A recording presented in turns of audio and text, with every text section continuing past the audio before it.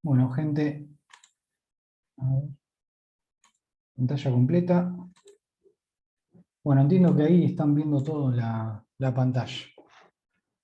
Bien, hoy vamos a ver kirchnerismo y Cambiemos, más que nada. Pero igual la clase se va a estructurar de la siguiente forma.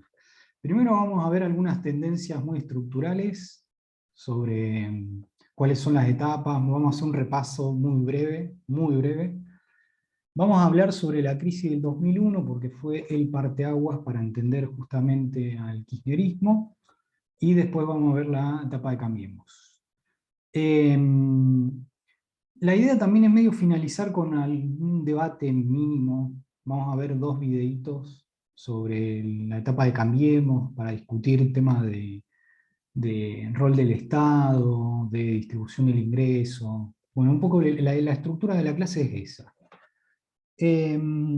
A ver, ¿cuáles son los periodos que hemos visto en esta unidad? Tenemos, en primer lugar, y esto ya lo fuimos viendo, el modelo agroexportador que va desde la conformación del Estado Nacional moderno, si se quiere, que va desde 1880 a 1930, 1930 la crisis internacional. Y por otro lado tenemos el modelo de industrialización, más que nada los modelos de industrialización que van desde 1930 hasta el 76, 75, hasta la última dictadura cívico-militar.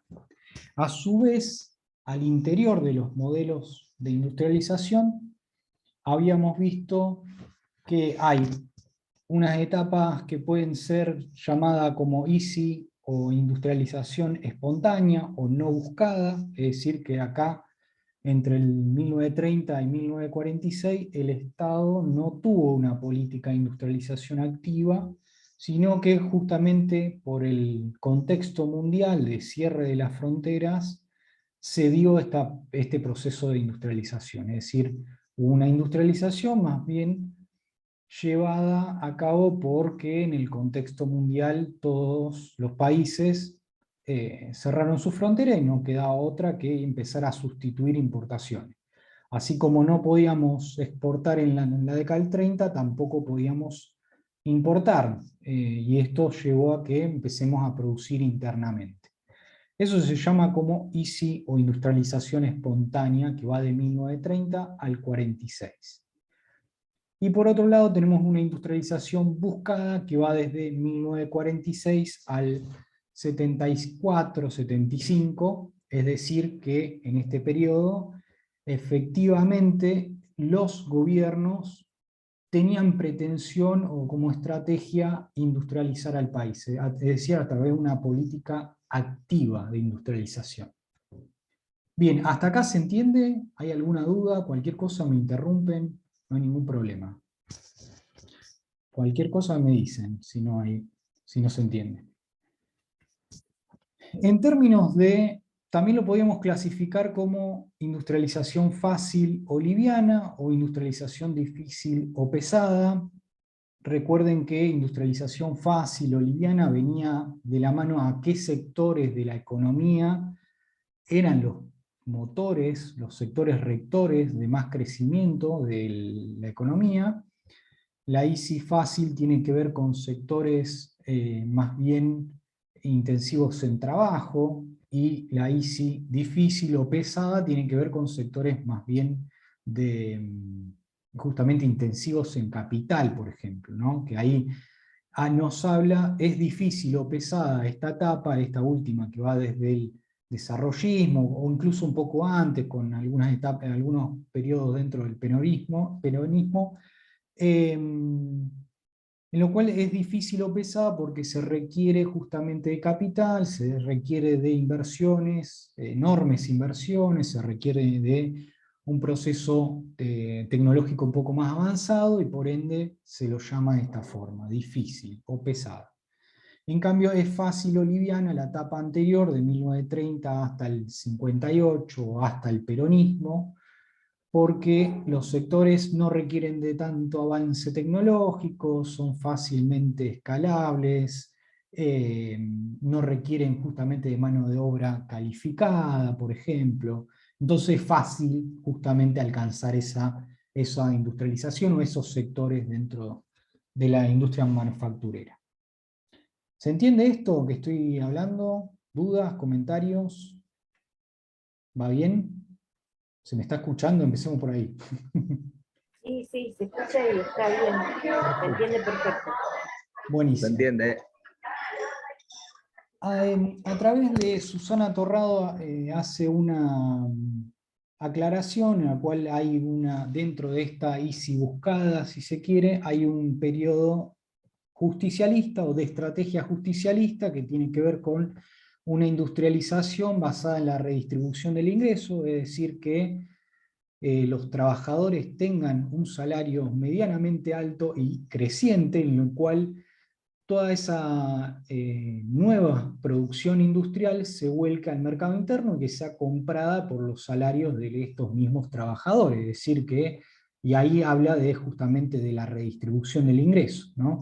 De que se pueda industrializar el país a través de una mejor distribución del ingreso entre el capital y el trabajo. Es decir, que el trabajo gane más peso dentro de esa puja entre capital y trabajo.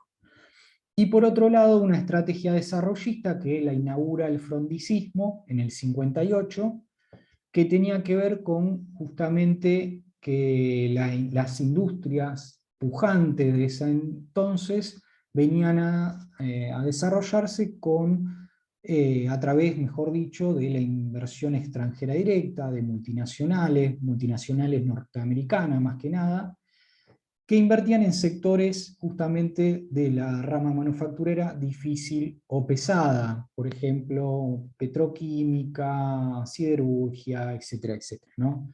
Que ahí son sectores que se necesita de capital, se necesita de tecnología, y esa tecnología y capital o la aportaron justamente empresas multinacionales, ¿no? Bien, hasta ahí tenemos todos los modelos o estrategias dentro dentro de la industrialización. La gran pregunta va a venir después, ¿no? Porque en la última clase de Ariel vimos que nos encontramos en un modelo, como denomina Susana Torrado, aperturista. Hay algunos autores que hablan de neoliberalismo, como es el texto del Rock and Roll del País que ustedes tienen que leer. Habla de neoliberalismo. También el mismo texto habla de valorización financiera. Valorización financiera tiene que ver con que los sectores que más ganaron están vinculados a los sectores financieros. Es decir, a lo largo de todas estas etapas que fuimos mencionando, se puede ver cómo, qué rol tuvo el Estado, por ejemplo, en el modelo agroexportador, cuáles son los sectores más pujantes. Si hablamos de modelo agroexportador, es justamente el sector primario y las exportaciones primarias, destinadas justamente a la exportación. En el modelo de industrialización por sustitución de importaciones, el sector más pujante va a ser la industria manufacturera, y en el modelo aperturista lo va a hacer justamente el sector financiero, más que nada, a través de mecanismos de endeudamiento, de fuga de capitales, etc. Como bien habíamos visto en la anterior clase.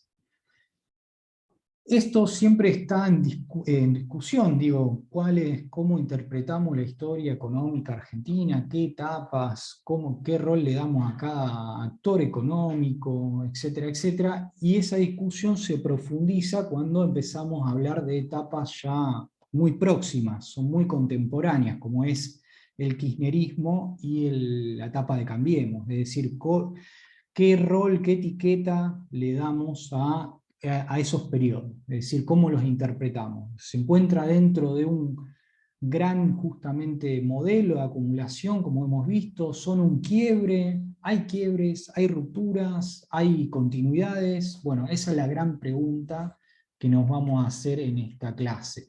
Con respecto a todo lo anterior, ¿qué quiebres y qué rupturas existe en el gobierno de Cambiemos y en el gobierno kirchnerista con respecto a lo que pasó anteriormente en la Argentina? Por eso están con signo de pregunta, ¿no? Bien, si no hay preguntas, dudas, seguimos. Vamos a ver algunos grafiquitos. Ahora yo les voy a decir cómo se interpretan estos gráficos. lo que estamos viendo acá es el peso que tiene, la participación que tiene la industria manufacturera en el PBI, es decir, de todo lo que producimos, de toda la masa de bienes y servicios que produce la Argentina. ¿Cuál es la participación de esos bienes de la industria manufacturera? Bueno, y acá lo que se ve es justamente que vamos desde 1935, acá nos incluimos en la etapa de industrialización del país, hasta el 76, cómo fue creciendo. Es decir, la Argentina en esta etapa, desde 1930 hasta 1976, hasta la última dictadura cívico-militar, el sector más pujante fue justamente la industria manufacturera. Y eso se ve justamente en que ganó peso en toda la economía la industria manufacturera.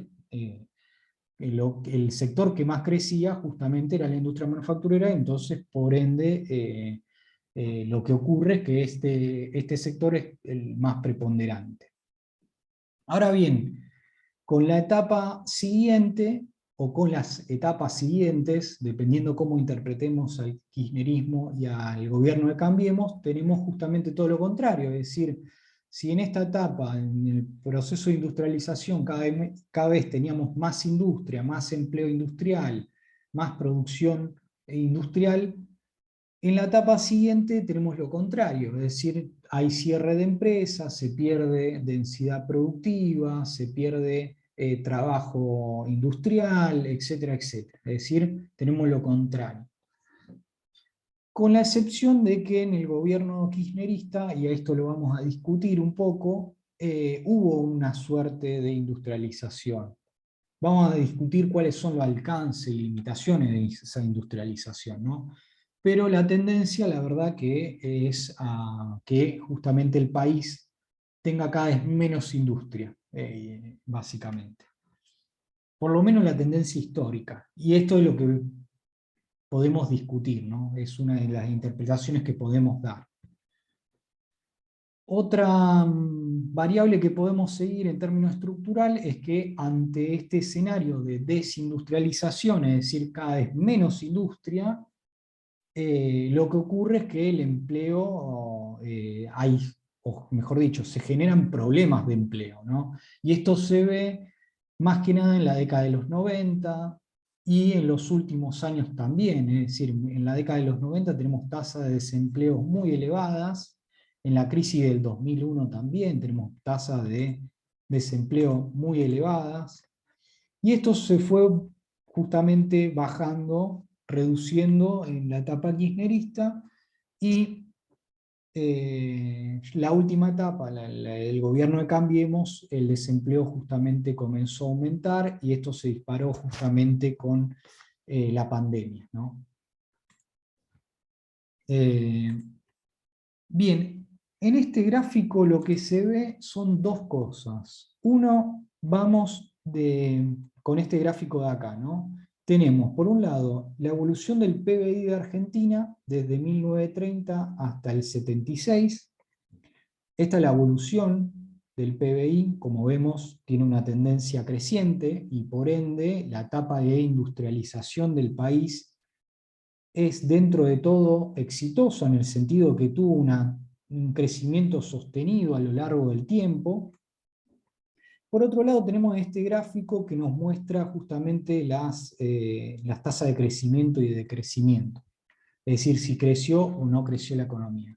Lo que nos muestra este gráfico es justamente eso, la etapa, tenemos más periodos de crecimiento que de crisis.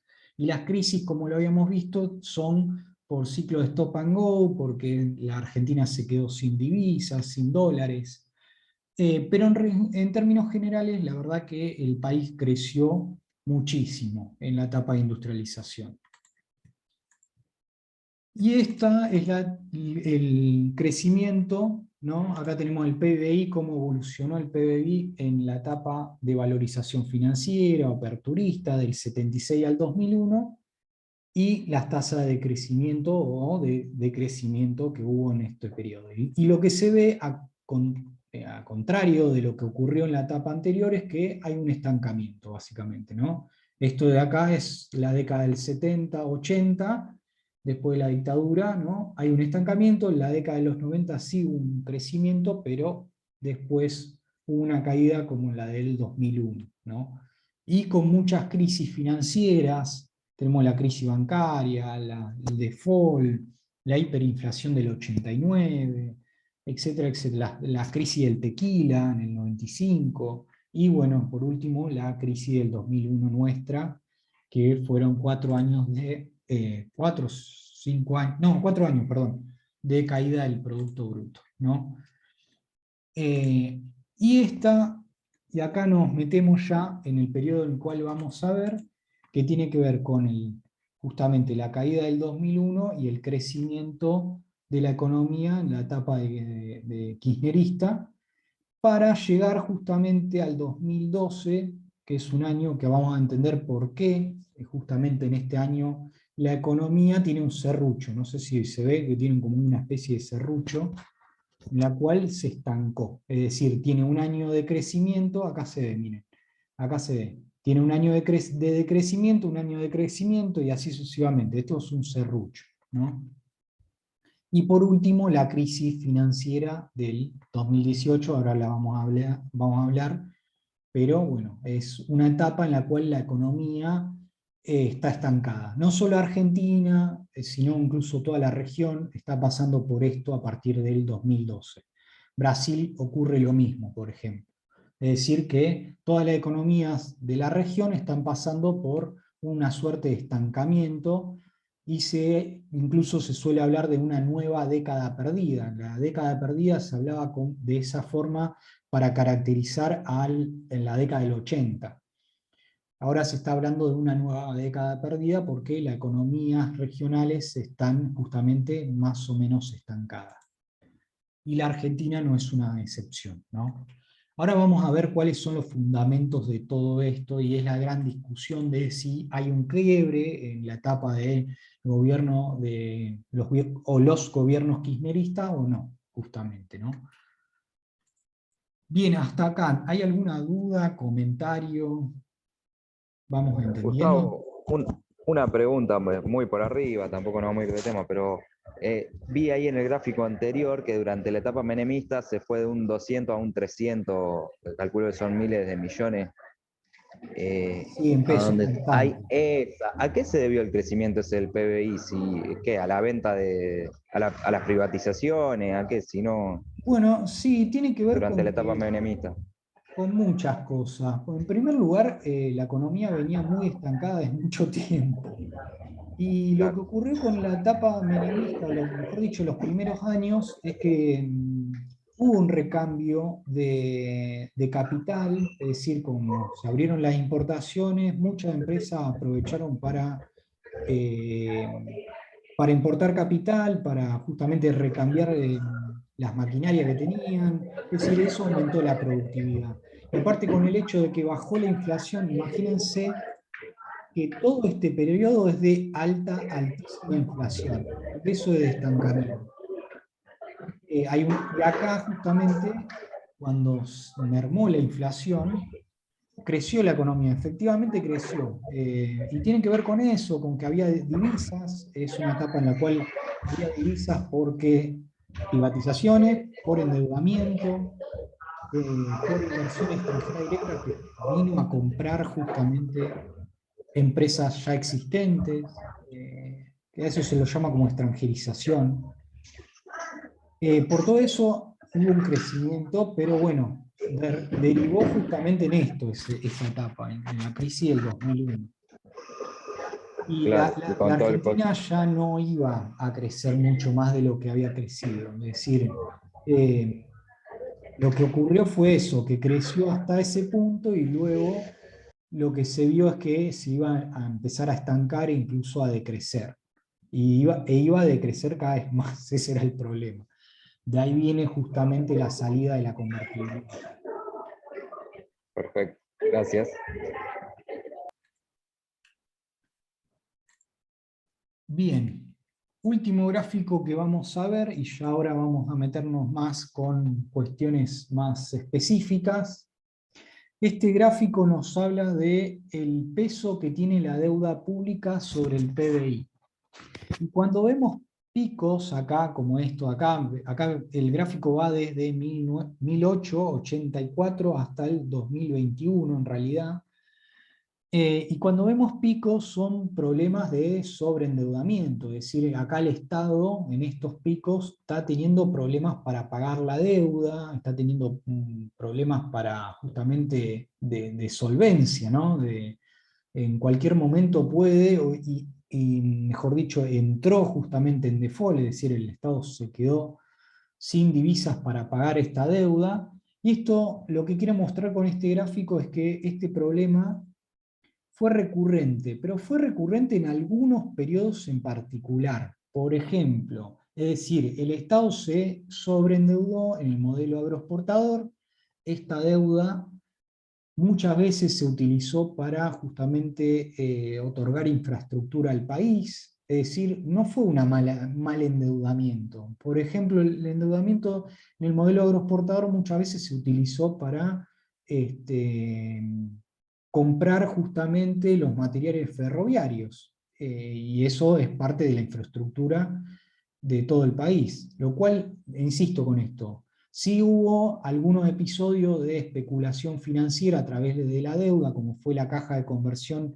en la década de los 90 en el siglo XIX, pero los otros periodos tienen que ver con eso, es decir, con endeudamientos en los cuales el Estado destinó ese endeudamiento para aumentar la infraestructura del país.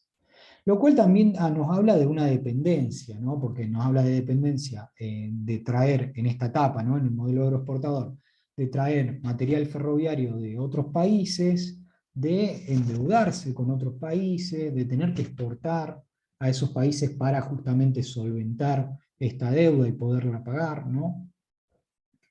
Y por otro lado, el gran problema, o mejor dicho, la gran novedad que tuvo el país fue en el modelo de industrialización, ¿no? Que va desde 1930 al 76, porque en realidad en ningún momento hubo un episodio de sobreendeudamiento, incluso todo lo contrario, es decir, la Argentina se recontrarremil desendeudó.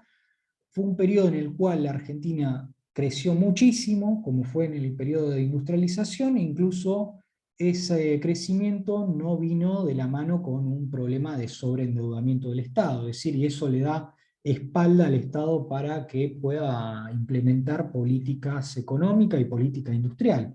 El hecho de que no estar endeudado hace que el Estado pueda tener justamente políticas soberanas sobre qué hace con justamente el modelo de crecimiento, el modelo de acumulación.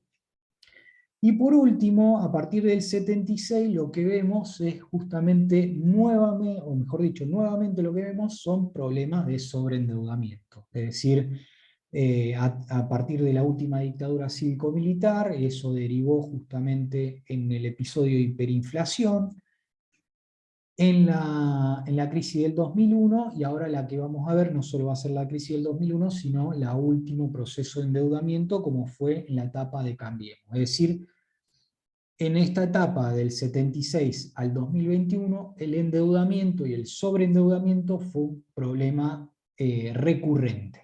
Es decir, no pasaba antes, y ese endeudamiento, el problema en esta etapa, a diferencia del modelo agroexportador, es que se utilizó para mecanismos más especulativos, financieros, etc. Y no para justamente desarrollar al país, por ejemplo, con mayor infraestructura, ¿no? Bien, hasta este gráfico, ¿se Un- entiende? ¿Dudas, comentarios para Yo discutir? un comentario sobre el gráfico, un comentario sobre el gráfico para que quede claro. El gráfico es una relación, digamos, una relación entre dos cosas, entre deuda y PBI. Entonces, como es una relación entre dos cosas, puede ser o que suba la deuda o que baje el PBI. Y en cualquiera de los dos casos aumenta, como es una división, digamos, un numerador y un denominador, digamos. Si aumenta el de arriba o baja el de abajo, en cualquiera de los dos casos sube. Entonces, a veces pasan las dos cosas juntas, como en el 2001, que hay aumento de deuda y además hay una caída enorme del PBI, entonces por eso el porcentaje aumenta tanto. Eso, digamos, que es Exacto. difícil, pero al mismo tiempo creo que queda más o menos, está buenísima la explicación que diste, Gustavo. Nada más. Bien, comentarios, dudas, háganlas. Se me tildaba, así que lamentablemente me perdí gran parte de la explicación del gráfico, pero un poco de lo que fui tomando, en uno de los textos habla de un poco deuda para qué es la pregunta, porque vos decías bien ahí en la etapa de Cambiemos que se destinó a una cuestión financiera, a diferencia, por ejemplo, de lo que fue el modelo agroexportador para poner ferrocarriles, por más que hayan sido ingleses y con ánimo de llevarse el grano para el puerto y de ahí llevárselo a la isla, digamos. Pero es interesante porque creo que es no me acuerdo si en uno de Gambina o no, en el Rock and Roll del País que hablan de este tema, por ejemplo, qué pasó luego con los fondos buitre, capaz que después lo nombrás, que durante la etapa kirchnerista se decidió no pagarle y después durante la etapa macrista dijeron, sí, paguémosle a un tipo que compró bonos a 50 millones y no me acuerdo si eran 800 o 1.600 millones, creo que eran 800 millones después lo que la justicia extranjera dijo que había que pagarlo. Pero bueno, era un comentario nada más. Espero después en YouTube ver bien la explicación completa. Bueno. Gracias. Bueno, cualquier cosa. Sí, lo vamos a ver. Ahora después cuando abordemos la etapa Cambiemos, vamos a ver ese tema. Bien. Crisis del 2001. ¿Por qué se produjo? A ver, la crisis del 2001, o mejor dicho, la etapa de convertibilidad era muy dependiente de la entrada de dólares, era una caja de conversión, es decir, un dólar, un peso, y para que eso se mantenga tienen que entrar dólares. Si no entran dólares, estamos en problemas. Es así porque justamente es muy dependiente de eso. Es una política económica muy dependiente del endeudamiento, de qué ocurre en el mundo también, de si el mundo estornuda estamos en un problema porque no nos van a prestar a nosotros.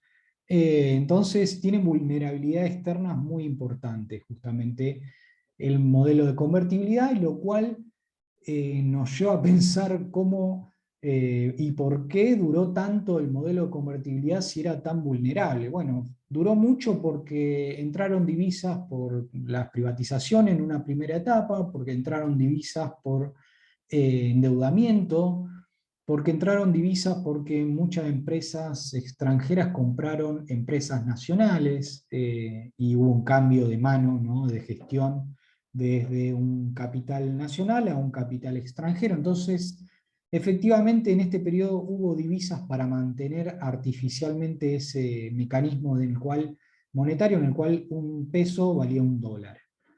Pero eso no iba a durar para siempre, y fue lo que ocurrió, básicamente. ¿Y qué fue lo que ocurrió? Bueno, en primer lugar, hay que mencionar que las tasas de interés internacionales justamente comenzaron a elevarse, y comenzaron a elevarse porque muchos de los países en desarrollo, como fue México en el 95, Rusia en el 98, en el 97, si mal no recuerdo, fue el sudeste asiático, el real en el 99, es decir, el Brasil en el 99, es decir, una seguidilla de crisis financieras y crisis de deuda en países emergentes, en un contexto en el cual la Argentina también es un país emergente, y por ende los prestamistas que justamente nos otorgaban créditos a nosotros, empezaron a dudar de si nosotros íbamos a poder pagar nuestra fiesta, básicamente, ¿no? Si íbamos a poder pagar justamente ese endeudamiento, porque básicamente muchos de los países comenzaron a entrar en crisis financieras. Y esto hizo que se eleve la tasa de interés internacional para estos países emergentes, como es la Argentina, y justamente el hecho de que la Argentina necesite recurrir a capital extranjero a una tasa más elevada hace que sea insostenible ese endeudamiento y justamente no se pueda seguir endeudando, efectivamente. Ese es uno de los escenarios. Por otro lado, tenemos la crisis del real en relación a esto en el 99, es decir, el real también pasó por algo muy parecido, es decir, había en Brasil, el real es la moneda de Brasil, era una caja de conversión muy parecida a la Argentina, un real, un dólar, tenían una banda de flotación dentro de ese mecanismo cambiario, pero era muy parecido al nuestro. En el 99, Brasil, que es nuestro principal socio comercial, devaluó su moneda y por ende la Argentina perdió competitividad. Y de nuevo, si nuestro principal socio comercial devalúa y no lo hace la Argentina, quien nos presta a nosotros va a pensar que, bueno, la Argentina va a tener problemas para conseguir dólares. A esto se sucedieron justamente que a partir del 99 la Argentina no crezca, es decir, fueron 4 años seguidos de decrecimiento. A su vez la Argentina tuvo deflación, es decir, los precios caían en vez de aumentar, porque no había demanda directamente en este periodo, 99-2002. O mejor dicho, 99-2001 más que nada, porque en 2002 sí hubo un proceso inflacionario.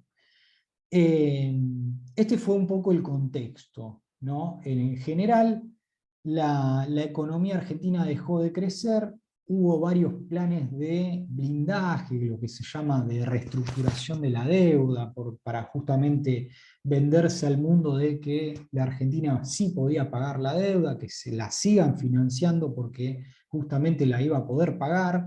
Ahí tenemos el blindaje del FMI, y el megacanje, que es una suerte de reestructuración de deuda, es decir, no pago la deuda ahora, pero la tiro un poquito más para adelante, con otra tasa de interés más atractiva, lo cual, de nuevo, esto ocurrió justamente en el 2000-2001, y no tuvo mucha suerte el gobierno de la Rúa, ¿no? En el sentido que era un gobierno débil en términos institucional, un gobierno en el cual tuvo prácticamente como, sí, si mal no recuerdo, fueron 8 planes de ajustes.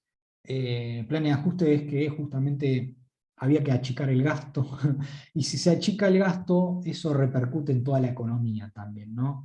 Y lo que ocurrió fue que al interior de las empresas más grandes del país, que son las que tienen poder de fuego, que son las empresas que justamente tienen poder económico, hubo un debate muy grande entre aquellos que querían devaluar la moneda y aquellos que querían dolarizar por completo la economía, es decir, que no circulen más pesos y que empiecen a circular únicamente dólares.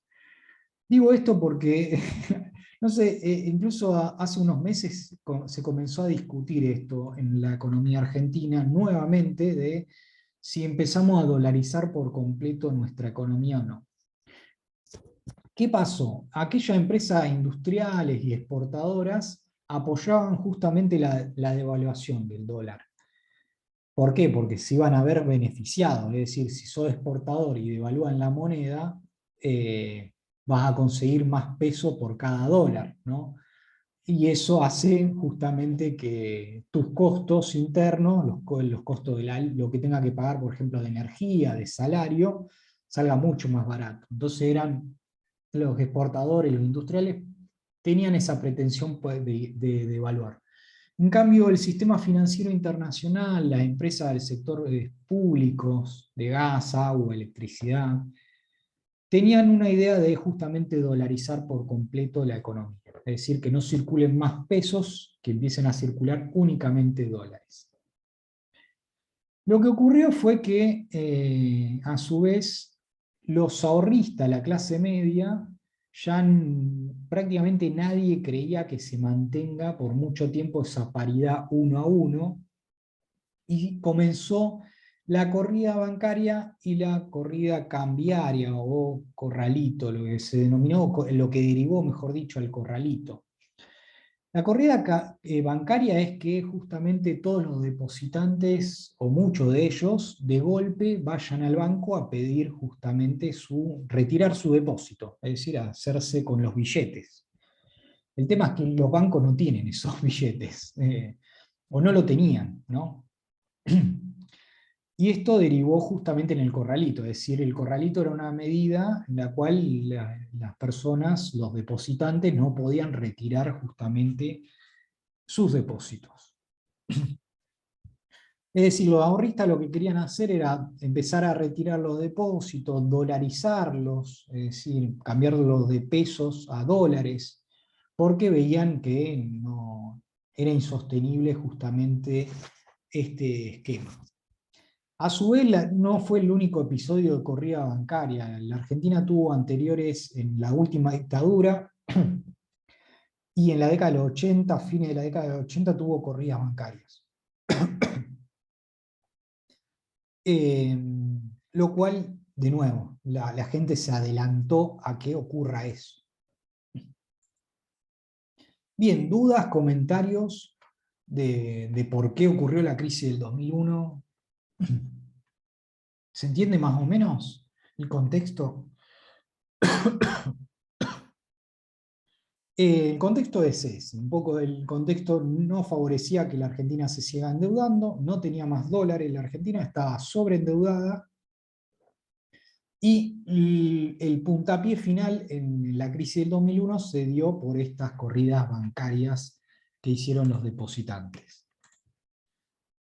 Y allí nos vamos a entender un poco el kirchnerismo, ¿no? Bueno, gracias. ¿Cuál es el contexto internacional del kirchnerismo, o en el cual se desenvolvió el kirchnerismo? Tenemos, por un lado, justamente que el gran crecimiento chino, el del sudeste asiático, en particular China, eso hizo que crezcan los precios de los commodities muchísimo, y como la Argentina es un país exportador de commodities son bienes homogéneos. Por ejemplo, la soja, que tiene un mercado internacional con una cotización internacional. La Argentina, por ejemplo, exporta derivado de soja y poroto de soja, y más que nada derivados. Y esos precios aumentaron muchísimo, en muy poco tiempo, y eso benefició justamente a la Argentina, es decir, que tenga dólares a través de la exportación. En términos geopolíticos se dan las guerras por el petróleo, esto ya comenzó antes incluso, pero bueno, se da la guerra de Irak. Hay un general, un hartazgo por gobiernos neoliberales, justamente hay un ascenso a partir del 2003 de gobiernos progresistas en toda la región, es decir, la Argentina con el kirchnerismo no fue la excepción, sino que ocurrió lo mismo en muchos países de la región, en América Latina. Y ya un poquito más avanzado tenemos la crisis internacional del 2008, la crisis de Estados Unidos, y también crisis europea en el 2010, más que nada, a lo cual ya a partir de la crisis del 2008 todo el mundo empieza a crecer con otras tasas, es decir, las tasas de crecimientos son mucho menores a lo que venía creciendo, es decir, el dinamismo chino ya no es el mismo que el que tenía en la década del 80, 90 y 2000, ¿no? Y eso hace que justamente estos precios internacionales de los commodities no nos favorezcan tanto, es decir, ya se empiecen a planchar un poco. Bien, ese es un poco el contexto general, el contexto internacional del gobierno kirchnerista. ¿Dudas, comentarios? Acá siempre interrúmpanme, ¿eh?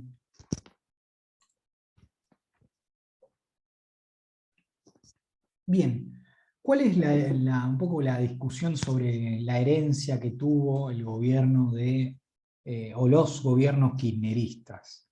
En primer lugar, el sobreendeudamiento en el 2001, 2002, como bien habíamos visto, es decir, todos los organismos internacionales, todos los prestamistas internacionales pedían justamente o presionaban por el pago de la deuda. Entonces ahí hay una tensión, ¿no? Hay un problema externo, en el frente externo de sobreendeudamiento, porque la deuda externa era muy elevada. Por otro lado, hay una crisis económica, social, estábamos en un periodo en el cual la economía no crecía, y a su vez eso derivaba en problemas de empleo, problemas de pobreza, problemas productivos en el término en materia industrial, ¿no? A lo largo de toda la crisis del 2001 hubo cierre de fábricas, de caída del empleo formal, y justamente lo contrario, la proporción del empleo informal, mal llamado en negro, creció muchísimo en esta etapa, en toda la etapa de los 90 más que nada, y en especial en la crisis del 2001. La proporción creció mucho. Es decir, estos son los grandes dilemas y problemas que tiene la economía argentina en los primeros años del gobierno kirchnerista.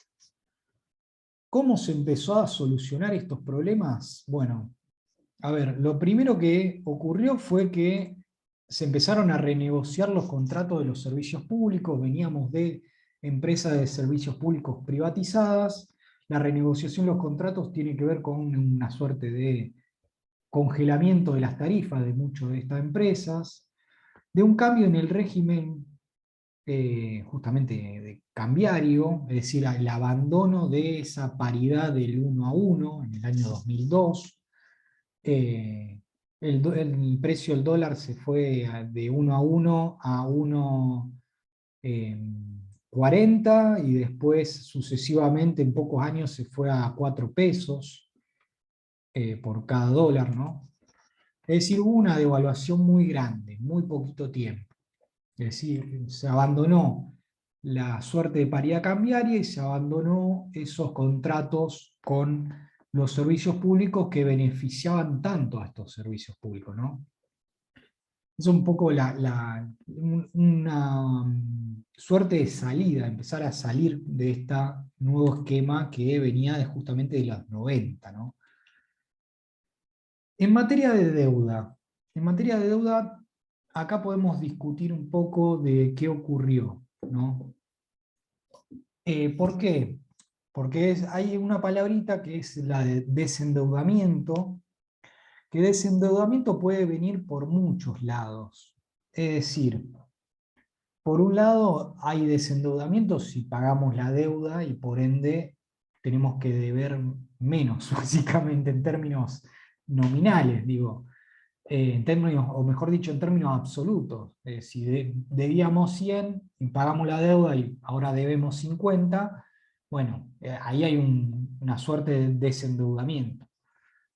Por otro lado, hay desendeudamiento si el país crece y la deuda no crece en la misma proporción. Digo, si crecemos mucho, es decir, la economía crece muchísimo y sus exportaciones también, es decir, la entrada de dólares crece muchísimo, y si bien nos seguimos endeudando en parte, y ese endeudamiento es muy poquito, entonces el endeudamiento con relación a cómo viene creciendo el país, bueno, ahí también podemos hablar de una suerte de desendeudamiento, en el sentido de que el peso, la participación que tiene ese endeudamiento en la economía, cada vez es menor. Entonces podemos hablar de desendeudamiento. También podemos hablar de desendeudamiento si hay un cambio en la tenencia de la deuda. Es decir, no es lo mismo deberle o que el Tesoro de la Nación le deba al FMI, a bonistas internacionales, a que el Tesoro le deba, no sé, al ANSES o al Banco Central, o no sé, a X. Es decir, estos últimos son todos organismos estatales. Entonces, no es lo mismo deberle a un bonista internacional o al FMI que deberle al propio Estado, ¿no? Básicamente es tener una deuda intraestatal, lo que se denomina de esa forma, es decir, si el Tesoro se endeuda con el ANSES, por ejemplo, básicamente es como que el Estado mismo se está prestando a sí mismo. Entonces, no hay un problema de endeudamiento ahí, ¿no? Porque básicamente es todo lo mismo, en ese sentido, ¿no? ¿Se entiende? Bien, y un poco las líneas y las políticas de desendeudamiento durante la etapa kirchnerista vino un poco de todo esto, de todo lo que digo, ¿no? Hubo pago de la deuda, es decir, una caída en muchas etapas de lo que debíamos en términos absolutos, una caída fuerte de lo que debíamos, en algunos años en particular, a través de, por ejemplo, el pago de la deuda al FMI en el año 2006, se le pagó de única vez 9.800 millones de dólares. Esto venían justamente, estos 9.800 venían del blindaje de la Rúa. Por otro lado, hubo una suerte de reestructuración de deuda. Una reestructuración de deuda es cambiarle el título de deuda al bonista, al acreedor. En vez de deberle 100, te debo 50 y te cambio el papelito. Básicamente, ¿no? El título de público es eso, un papelito entre el acreedor, en este caso un bonista internacional, por ejemplo, y el propio Estado, que es el deudor. Bueno, al bonista internacional, al acreedor, le cambio un papelito que valía 50 un papelito que valía 100 por otro que valía 50, entonces ahí básicamente le tengo que pagar mucho menos. Y esto ocurrió en el año 2005, en el año 2010 y en el año 2013 también, una suerte de reestructuración de deuda, es decir, un cambio de papelitos por otros papelitos en el cual le debíamos cada vez menos a estos bonistas. Y por otro lado, ocurrió también que el PBI de la Argentina, justamente en la etapa kirchnerista, como veíamos en el gráfico, creció mucho y la Argentina no se endeudó, básicamente. No, si bien se tomaron algunos deuda en préstitos internacionales, no fue lo mismo y no fue en la misma dinámica que en los periodos anteriores. Entonces, efectivamente hubo esto, hubo un proceso de desendeudamiento. Y también hubo esto, un cambio de tenencia, en la deuda, es decir, antes le debíamos a los privados y con el kirchnerismo básicamente le debíamos al propio Estado, entonces no tenía mucho sentido. Y lo tiene, digo, no es que no tenga sentido, sino en esto que decía anteriormente, no es lo mismo negociar con un bonista internacional o con el FMI que negociar con el mismo Estado, con el BCRA, es decir, con el Banco Central o con el ANSES, por ejemplo. De todo esto, como bien dice el compañero, lo único que no entró en canje de la reestructuración de deuda, ¿no? Fueron un 8% de los bonistas, que fueron los llamados fondos buitres. En esa época se les llamó de esa forma porque habían comprado deuda muy barata y la querían cobrar por el valor nominal, por el valor total de la deuda, era una locura.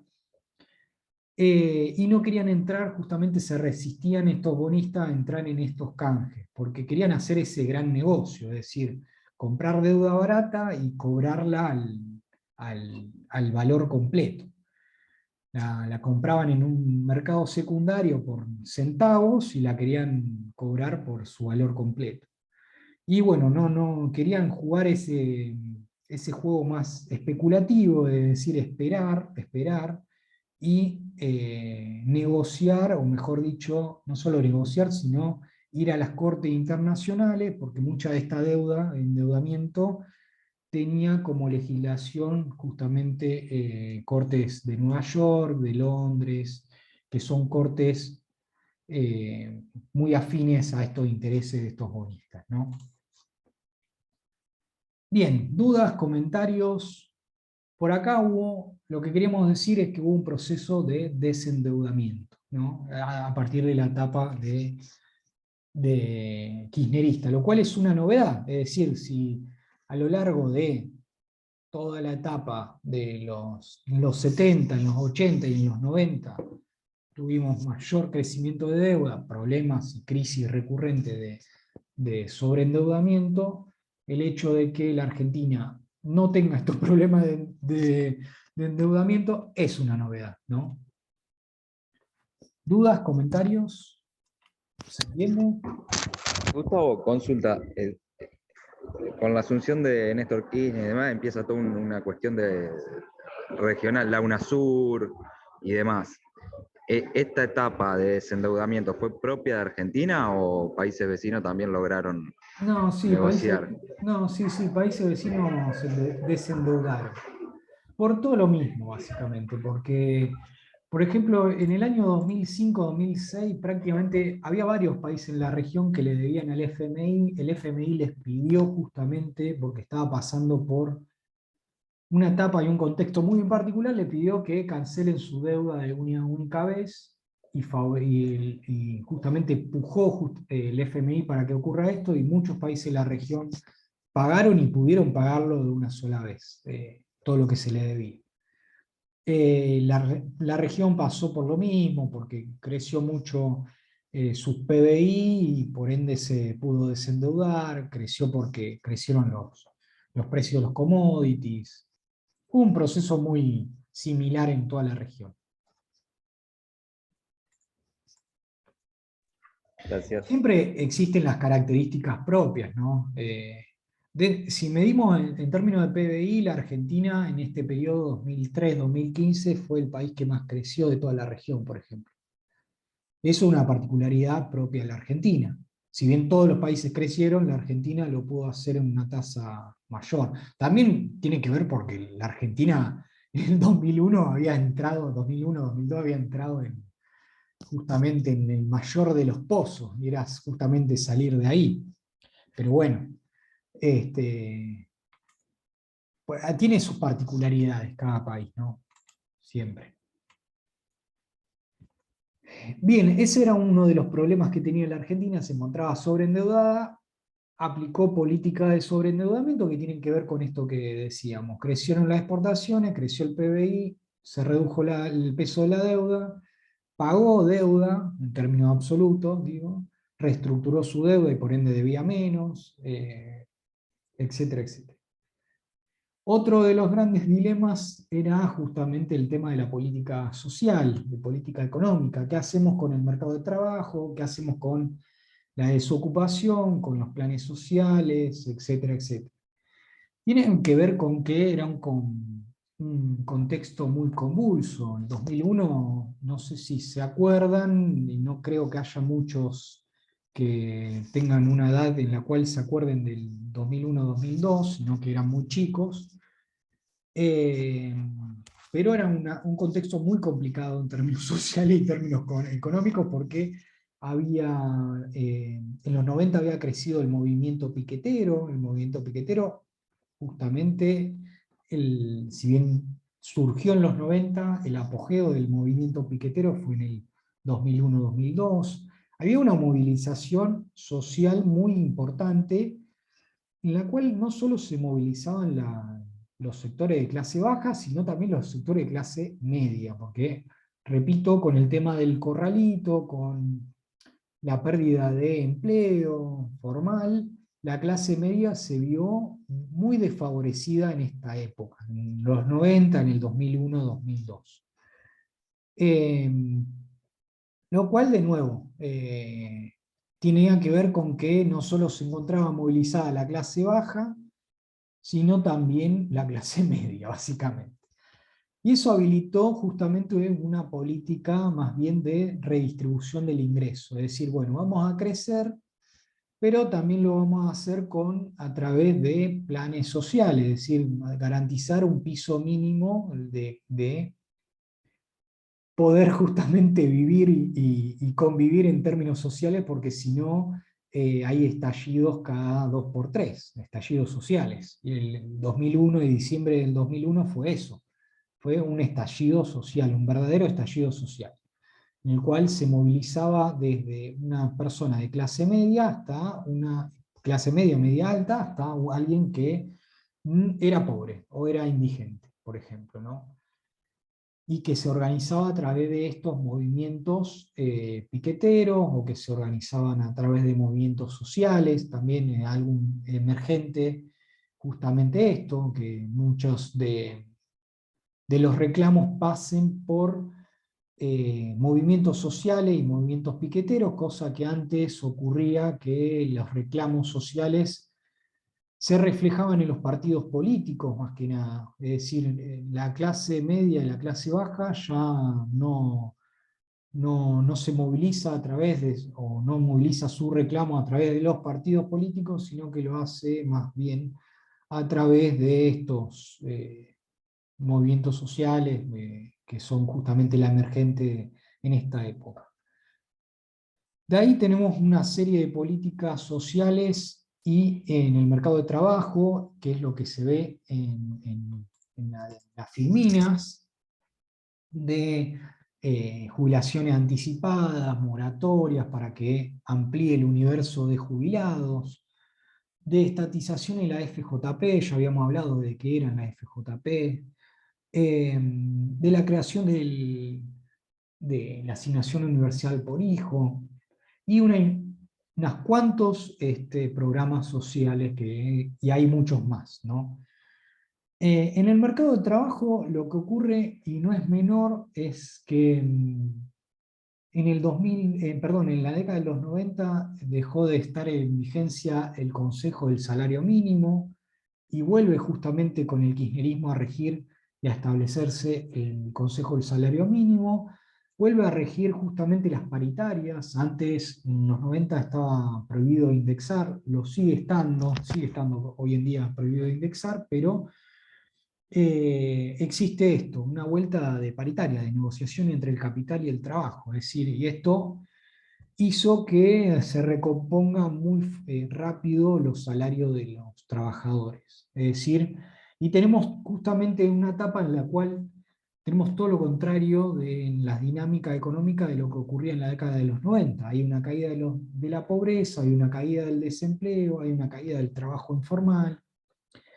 Sí, y podemos discutir hasta qué punto, digo, fue una transformación profunda, estructural, el kirchnerismo en esta materia, en términos de trabajo, de formalización del empleo, fue un cambio estructural en términos de pobreza, o todavía tenemos estos problemas de pobreza, desempleo, informalidad, ¿no? Bueno, justamente, hubo una caída, nada más, o lo podemos dar en ese sentido, ¿no?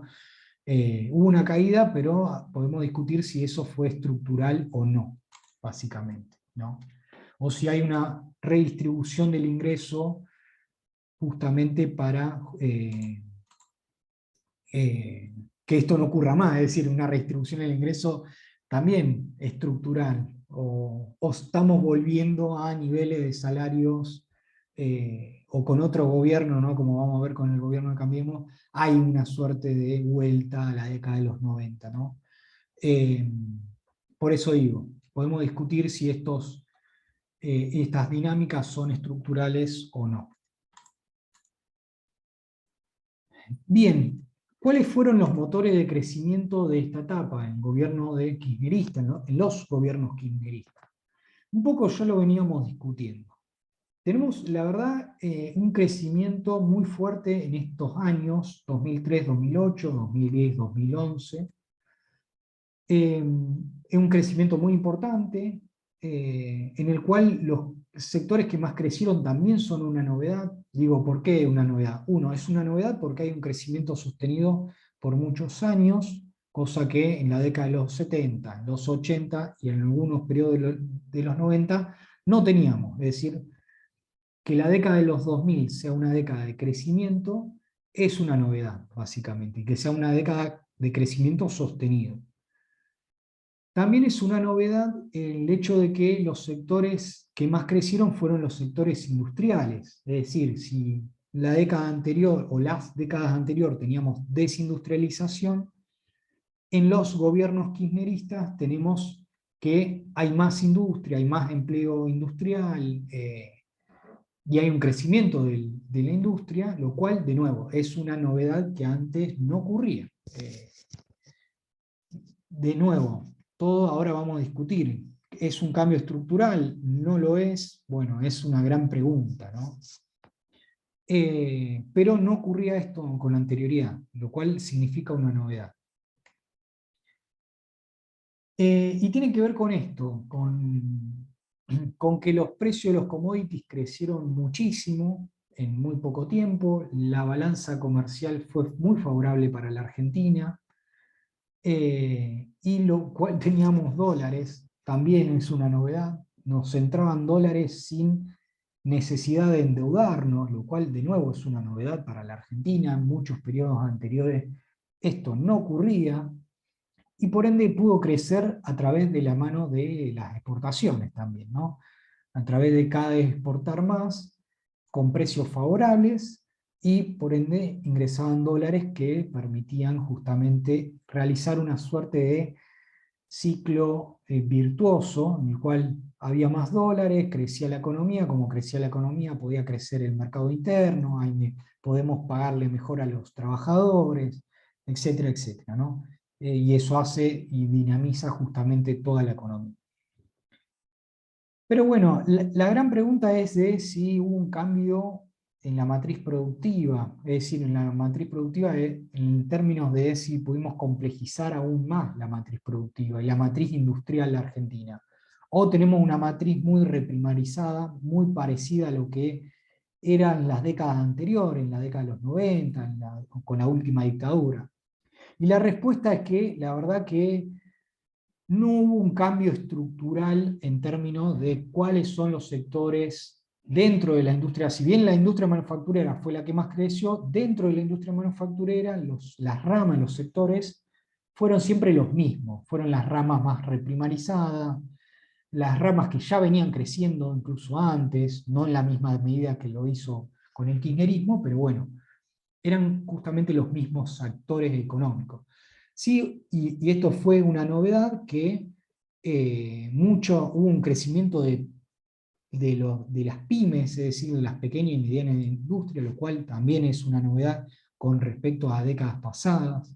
Pero bueno, pasó esto, que hubo un crecimiento industrial, dentro de las industrias manufactureras, dentro de los sectores productivos, eran siempre los sectores que ya eran los privilegiados, es decir, los sectores que producían alimentos, que producían commodities, que dentro de, por ejemplo, la rama de la industria automotriz creció mucho en esta etapa. El sector automotriz crecieron mucho en el 2003-2008, pero ya era un sector que venía creciendo incluso en los 90, digo, no con la misma intensidad con la que lo hizo en la etapa del gobierno, o en los gobiernos kirchneristas, pero bueno, eran siempre los mismos sectores, ¿no? Bien, y acá, ¿cuáles eran estos motores de crecimiento? Bueno, tiene que ver con que había un tipo de cambio caro, lo cual el tipo de cambio hacía que sea caro importar también, es decir, si el tipo de cambio, el dólar vale mucho, es caro importar, y eso hace que la Argentina tenga dólares, justamente si no puede importar y es caro importar, tenga dólares, ¿no? Pero el problema viene a partir del 2012. ¿Por qué? Porque la economía mundial en general y la economía china en particular no crecía, justamente empezó a partir del 2002 a crecer a tasas mucho menores de lo que venía viéndolo con anterioridad. Y eso repercutió justamente en los precios de los bienes primarios, que eran justamente los precios de los commodities, los precios de estos bienes homogéneos que decía que tiene mercado internacional. Estos precios no tenían la misma dinámica, no crecieron de la misma forma. Entonces ya estamos entrando en una etapa a partir del 2012 en la cual no entran tantos dólares como entraban con anterioridad, básicamente, ¿no? ¿Dudas, comentarios? Gustavo, cuando hablabas en el punto anterior que los sectores que crecieron fueron los mismos y demás, o sea, seguimos teniendo falencia en lo que es la producción de bienes intermedios. Sí, sí, tenemos falencia en ese sector en particular, es lo que más importa a la Argentina.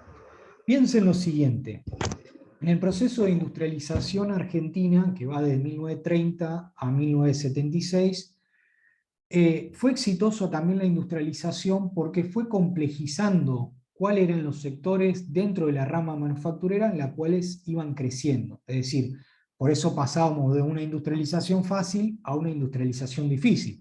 De ahí viene la complejización, que, repito, no fue lo que ocurrió en el kirchnerismo. Es decir, en el kirchnerismo no hubo una mayor complejización productiva, o no es que se agregaron sectores industriales que antes no existían en la matriz productiva argentina. No ocurrió eso.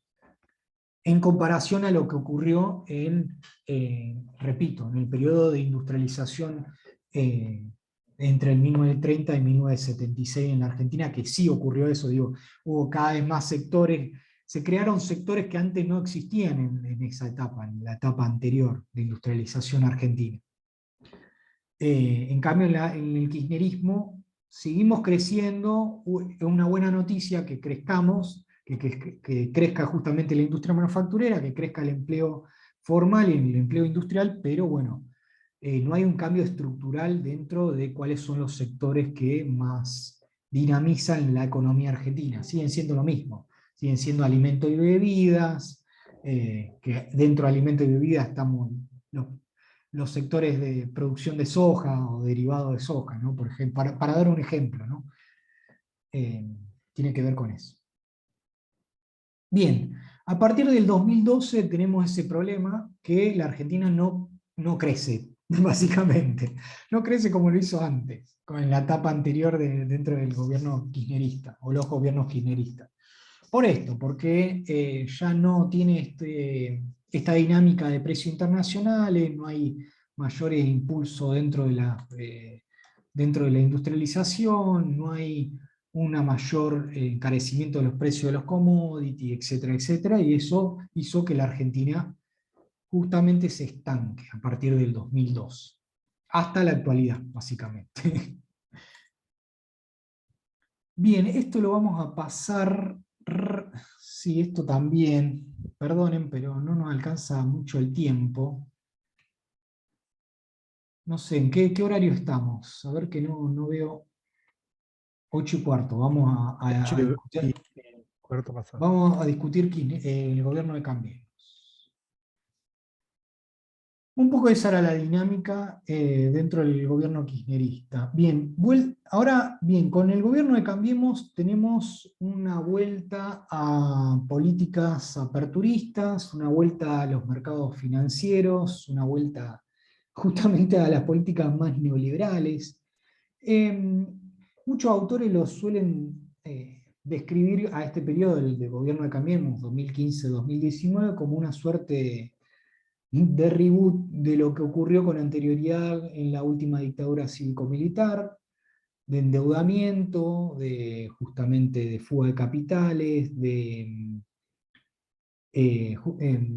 vuelta de política de un rol del Estado en el cual se retira de la economía, de apertura de las importaciones, es decir, que vengan productos de cualquier país y que eso repercuta en la matriz productiva y por ende cierren empresas porque se importan bienes de otros países. Un poco lo que pasó justamente en la última dictadura cívico-militar, en los 90 también.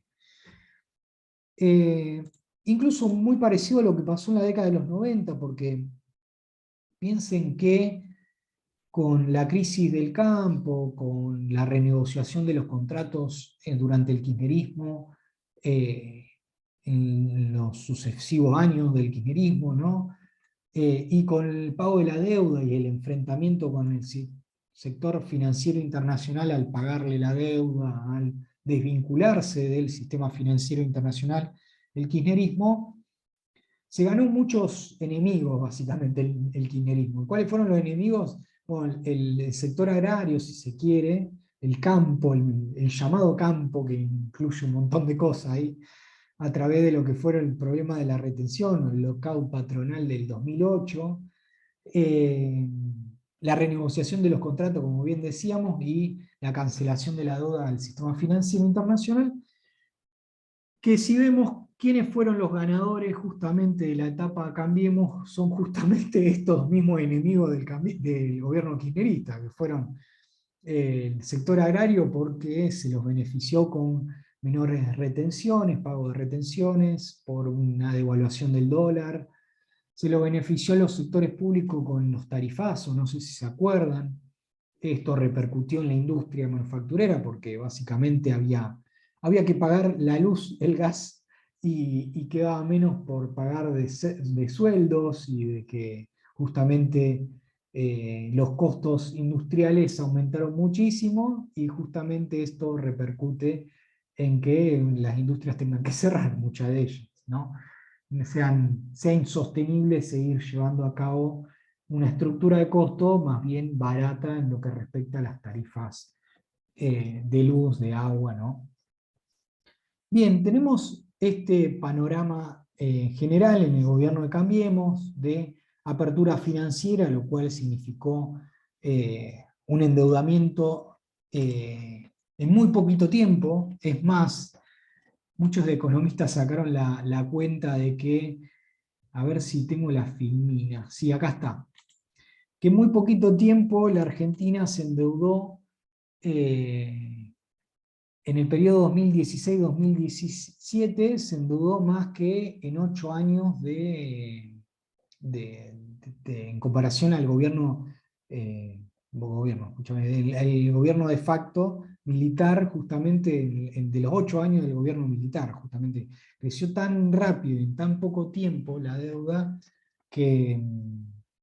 y fue tan acelerado este proceso de endeudamiento en el gobierno de Cambiemos que, bueno, en muy poquito tiempo nos endeudamos más que en 8 años de la última dictadura cívico-militar.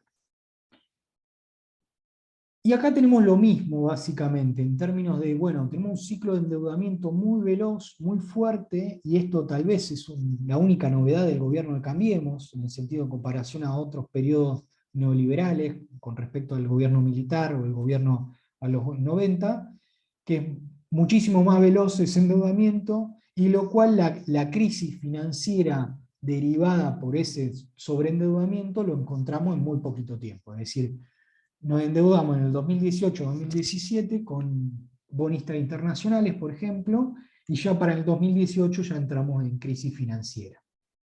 Es decir, y acá entramos en justamente, como entramos en crisis financiera, no podemos pagar la deuda, nos blindamos, entre comillas, como fue justamente el blindaje de la Rúa, por 44.000 millones de dólares con el FMI, para mostrarle al mundo que podemos pagar la deuda, que tenemos dólares. Justamente nos blindamos con este monto excesivo, ¿no? Porque justamente teníamos que mostrar que seguíamos teniendo dólares, ¿no?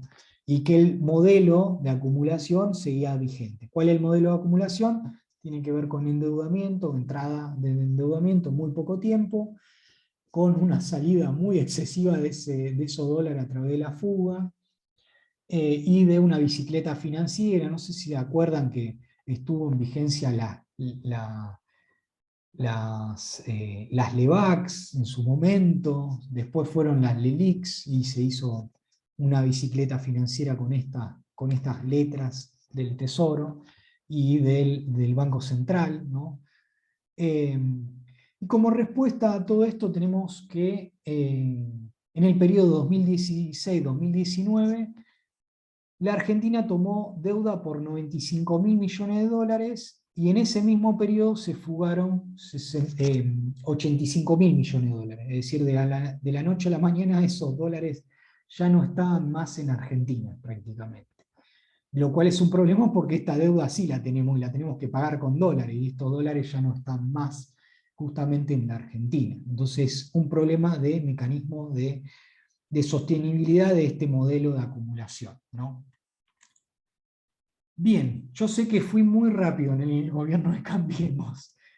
¿Hay dudas, comentarios? La idea era un poquito discutir con algunos videitos de esta etapa también.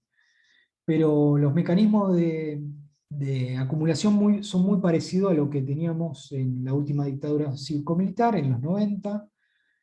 Los sectores más favorecidos fueron el sector financiero internacional, bonistas internacionales que hicieron esta bicicleta financiera de comprar dólares y cambiarlo por, o mejor dicho, tener dólares, entrar al mercado argentino, cambiarlo por pesos, ir a estas LEVAX y después dolarizarse e irse y fugarse, ¿no? En muy poquito tiempo.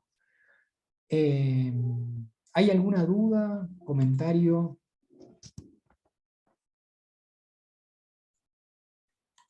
La idea era discutir un poco en términos de qué pasó en Argentina en los últimos años. Es decir, acá ya empezamos a discutir la difícil tarea porque es un periodo muy contemporáneo de tratar de catalogarla, de etiquetarla en algo parecido a lo que ya ocurrió anteriormente. Es decir, el gobierno de Cambiemos neoliberal, hay valorización financiera, hay aperturismo, o no, qué sé yo, pueden tener otra interpretación, ¿no?, de este periodo. Bien, la idea era ver un par de videos, a ver, déjenmelo preparar y discutirlo con ustedes. A ver, tengo que salir de acá.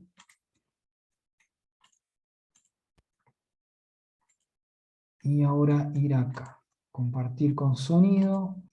Entiendo que ahí se está viendo el video y lo van a poder escuchar. Esto es una publicidad que salió en el 2016, tal vez se la acuerdan, de Chevrolet, que habla sobre la meritocracia, para discutir un poco de distribución del ingreso.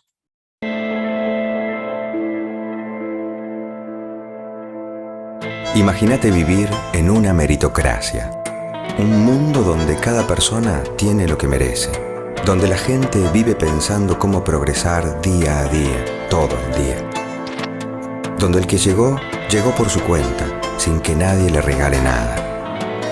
Verdaderos meritócratas. Ese que sabe qué tiene que hacer y lo hace, sin chamullo. Que sabe que cuanto más trabaja, más suerte tiene. Que no quiere tener poder, sino que quiere tener y poder. El meritócrata sabe que pertenece a una minoría que no para de avanzar y que nunca fue reconocida hasta ahora.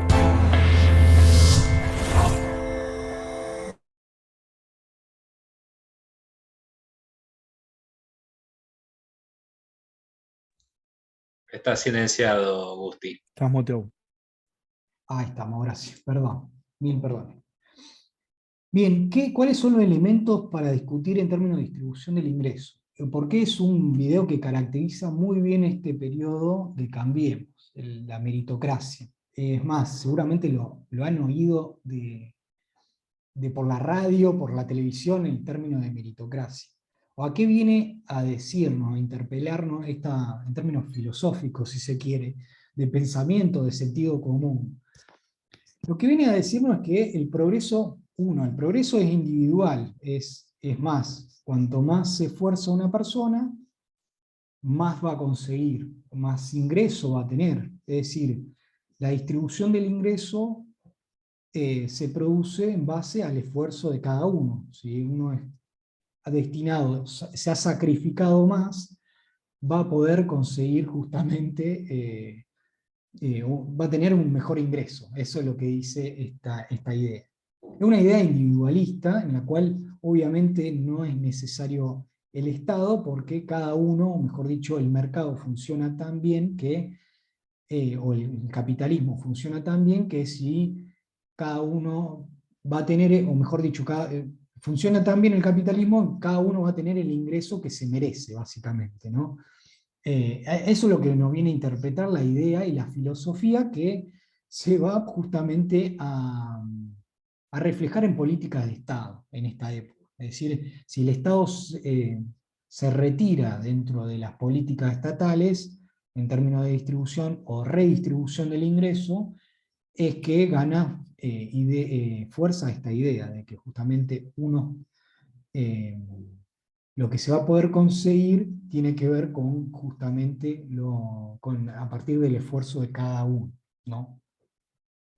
Bien, no sé si se acuerdan de esta publicidad. ¿Tienen algún comentario, duda para discutir? Profe, es interesante, porque yo he comprado muchas veces el discurso y hasta lo he reproducido, el de la meritocracia, pero olvidándome de que tuve la suerte de nacer en la familia que me tocó, una clase media baja, que puedo estudiar, que no me faltó comida, que no... Entonces también está detrás de todo esto, se esconde como si la pobreza fuera culpa de la falta de esfuerzo de de cada persona y no haya una pobreza estructural generada por todo este proceso del 76 en adelante, ¿no? Como que nos venden eso. Y yo a veces me preguntaba, creo que fue Josami en una clase hizo un comentario sobre la gente que va a buscar laburo a un bar y hay colas de laburo y demás. Y me acuerdo el día siguiente de esa clase, perdón que me ponga así, pero levantarme a las 7, ir a trabajar y ver 2 cartoneros buscando un carro. Entonces dije, ¿a dónde están los vagos? Si estos tipos desde las 7 de la mañana hasta las 12 de la noche están empujando un carro. No son vagos, no tuvieron acceso a educación, no tuvieron acceso a alimentos, no tienen posibilidades. Porque incluso esos 2 cartoneros, o los que están vendiendo en la calle, o el que está pidiendo y demás, laburan y se esfuerzan y la tienen mucho más difícil que yo, que hoy me puedo sentar en un café a ver una clase. Que puedo mantener a mis hijos, que estoy tratando de sacar la cabeza del agua, pero hay un montón de gente que nació en un montón de condiciones que va a ser imposible que saquen la cabeza del agua si el Estado no les da una mano. O sea, dejamos de pensar en términos colectivos y con este discurso de la meritocracia nos comemos el cuento, digamos. También tiene que ver un poco con el punto 6 de la caracterización de los 6 puntos que digamos de qué es un modelo de desarrollo, y bueno, y lo vimos que fue la clase que la vi el otro día, de cómo triunfó desde lo cultural el discurso del neoliberalismo. Está muy bueno esto. Yo hoy empecé a leer el texto de Menem en Cirugía Mayor y también habla un poco de cómo incluso hasta los propios partidos políticos, que el peronismo mismo, digamos, Menem y demás, dejó de representar los ideales que representaba el peronismo de Perón, cómo se fueron ayornando al discurso neoliberal. Y en este sentido está buena la pregunta de qué fue el kirchnerismo, si fue un cambio estructural, o un intento que se quedó corto, o fue una concesión del propio capital, porque no sabemos cuánto, es muy difícil medir cuánto le debemos a los Kirchner en las políticas que lograron, y cuánto le debemos a quienes le dejaron hacer eso. Porque también puede ser que el mismo capital haya dicho, che, se nos está yendo de las manos, hay saqueo, hay muertos, hay toda la crisis del 2001, los muertos por el estado de sitio en el 2001 con De la Rúa y demás. Capaz que el mismo capital dijo, che, levantemos un poco la pata del acelerador, aflojemos porque nos resulta contraproducente. Pero bueno, eso nunca lo vamos a saber porque hay un montón de variables y un montón de datos que no conocemos. Me fui por las ramas, digamos, pero muy bueno el video dentro de la clase para reflexionar. No, Gracias buenísimo, buenísimo. Excelente reflexión. Es más, lo dijiste mejor que yo, así que... No. Bien, y ya con esto terminamos, les prometo. Un segundo videito. Esto viene de un spot publicitario de Cambiemos. Bánquenme 2 segundos que lo abra. Que retrata muy bien el hecho de... ¿Qué se necesita? Perdón, que lo estoy abriendo, por eso. Déjame, ahí está. Que retrata muy bien qué entiende el gobierno de Cambiemos o cómo interactúa esto, el mercado y el Estado, o si es necesario Estado, ¿no? Tiene que ver un poquito con eso, a ver.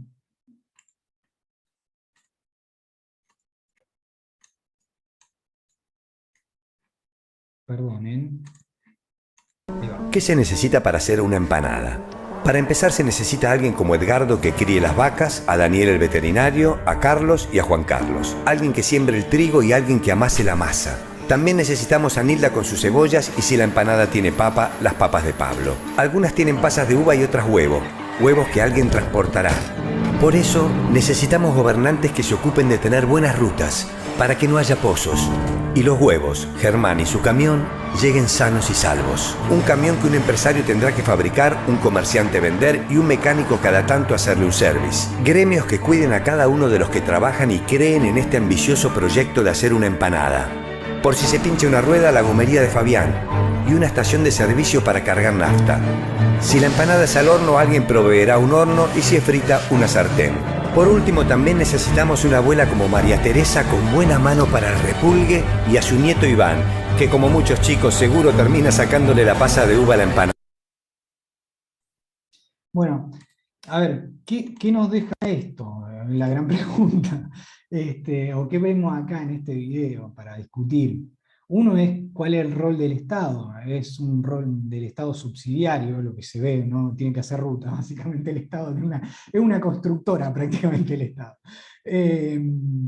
Y aparte, otra cosa que vemos que no hay conflicto, es una economía sin conflicto. Todo el mundo, ya el mercado propio resuelve todos los dilemas de transacciones, de distribución del ingreso, y lo resuelve bien, justamente, ¿no? Es la filosofía que tiene justamente esta idea neoliberal, de cómo la división del trabajo es tan óptima y tan buena que hace que el mercado resuelva todos los problemas en forma sin conflicto, básicamente, ¿no?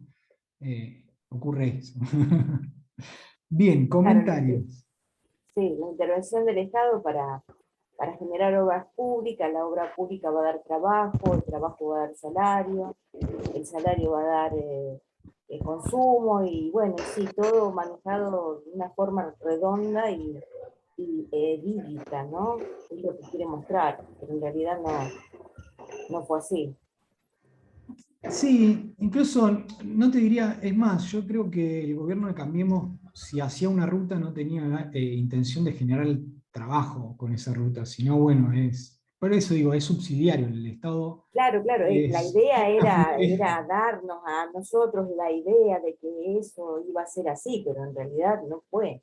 Con que haga rutas y haga lo mínimo, ya eso se genera las condiciones para que el capital privado y el mercado actúe en forma óptima y resuelva todos los conflictos, etc., ¿no?